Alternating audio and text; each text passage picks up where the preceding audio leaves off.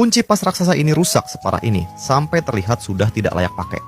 Tapi di tempat seperti ini, alat rusak bukan berarti harus dibuang, karena selama belum menjadi abu, maka masih bisa dipakai lagi.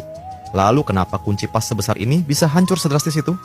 Semua bermula saat alat ini dipakai membongkar rangka mobil. Awalnya masih normal dan tidak ada tanda-tanda kerusakan, namun baru sebentar digunakan, kondisinya langsung berubah parah dalam sekejap. Saat itu juga, si Mulyono yang lagi panik setengah mati, membawa kunci pas besar ini jalan kaki sejauh 8 km untuk mencari paman berkacamata, agar diperbaiki secara profesional. Begitu paman berkacamata dengar kalau alat kerja sampai rusak, dia nggak ragu sama sekali. Langsung gercep mulai turun tangan. Harus diakui, hidup paman berkacamata sekarang makin naik kelas. Bahkan jangka sorong jenis vertikal pun sudah dipakai. Setelah dia mengukur sisi kunci pas yang masih normal menggunakan jangka sorong vertikal, dia pun mengambil sebuah batang baja, bersiap membuat kepala kunci pas yang benar-benar baru. Selanjutnya, mulailah operasi yang sangat detail.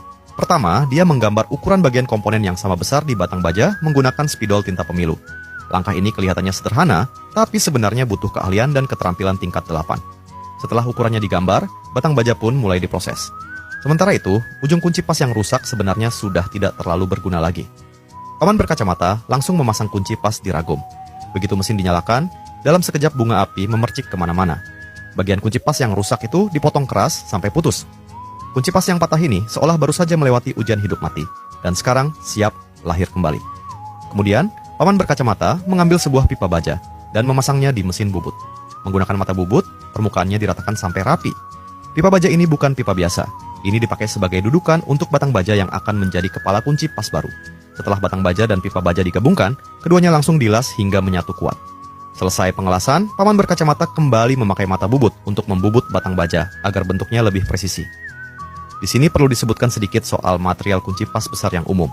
Biasanya kunci pas jenis ini memakai baja paduan dengan unsur tambahan tertentu. Setelah melalui proses perlakuan panas, tingkat kekerasannya lebih tinggi, kekuatannya bagus, dan ketangguhannya juga seimbang. Selain itu lebih tahan korosi dan mudah dibersihkan. Karena itulah, kunci pas seperti ini sering dipakai untuk pekerjaan berat, seperti perawatan mesin dan bengkel mobil.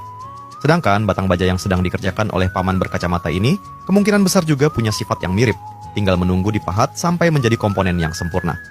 Setelah kedua sisi batang baja selesai dibuat chamfer atau serongannya, paman berkacamata mengetuknya sampai lepas. Lalu dia mengambil selembar kertas cetak, menutupkannya di atas permukaan komponen untuk proses penarikan garis. Metode pengolahan seperti ini kalau tidak terbiasa bertahun-tahun, mustahil bisa rapi.